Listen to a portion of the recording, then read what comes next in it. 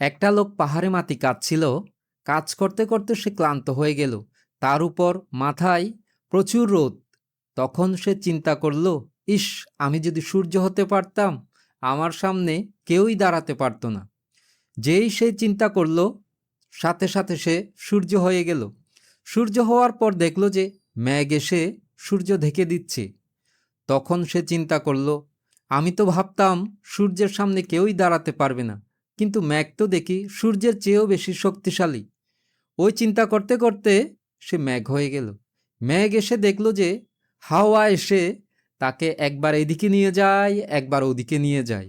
তখন সে ভাবল, মেঘের চেয়ে হাওয়ার শক্তি তো অনেক বেশি। ওটা চিন্তা করতে করতে সে হাওয়া হয়ে গেল। হাওয়া হওয়ার পর দেখল, মেঘের যতই শক্তি হোক না কেন, পাহাড়ের গায়ে এসে ধাক্কা খাচ্ছে, কিন্তু সেই পাহাড় একটুও নড়ছে না। তাহলে তো হাওয়ার চেয়ে পাহাড়ের শক্তি অনেক বেশি। ওই চিন্তা করতে করতে দেখল যে সে পাহাড় হয়ে গেছে। পাহাড় হওয়ার পর দেখছে যে, আরে, লোকটা তো সেই পাহাড়কেই কেটে ফেলছে। তখন সাথে সাথে আবার সে ওই লোকটা হয়ে গেল। যদিও এটা একটা কল্পকাহিনী, কিন্তু এর মধ্যে একটা সুন্দর শিক্ষণীয় বিষয় আছে।